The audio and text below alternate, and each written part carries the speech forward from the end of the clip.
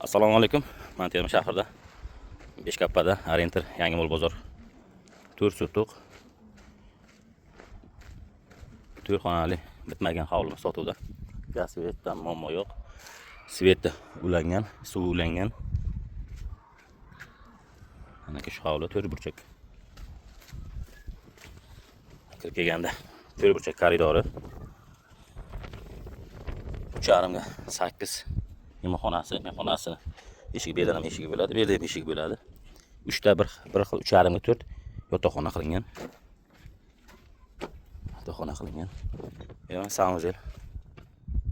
Kanalizasiya qilib ketilgan. Mana uzun koridor. Yerdan oshxonaning joyi. Bu tomondan ish qilingan. Zimli letni qilib ketilgan. Qaytaraman Termiz shahar, Beshkappa, Arentir yangi mol bozor. 4 sotuq 4 xonali xonadonimiz sotuvda. Bitmagan hol, usti yopilmagan.